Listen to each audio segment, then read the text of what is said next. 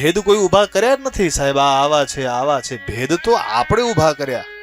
અમે આ જ્ઞાતિના ને અમે આ જાતિના ને અમે આ ને આ બધા ભેદો માણસોએ ઊભા કર્યા છે. ખોટી ગલત ફેમીમાં તમે ને હું રહી છીએ કે આપણા હિન્દુ શાસ્ત્રે બાટ્યા છે. ના, આપણા શાસ્ત્રે નથી બાટ્યા સાહેબ.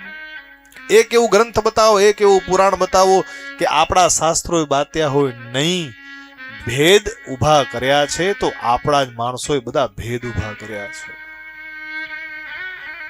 જો ભગવાને ભેદ ઊભા કર્યા હોત ને, પરમાત્માએ ભેદ ઊભા કર્યા હોત તો અમુક જાતિના વાળાના માણસોના ઘરે વરસાદ પડત, અમુકના ઘરે વરસાદ ન પડત.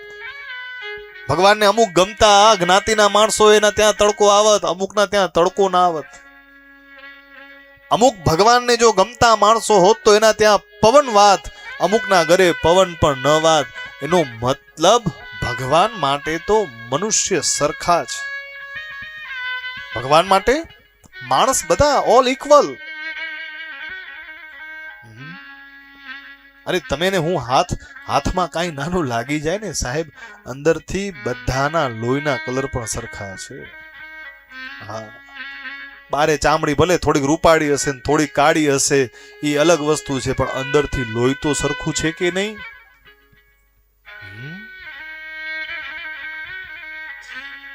તમે કોણ છો એ મહત્વનું નથી, તમે કેવા છો એ મહત્વનું છે.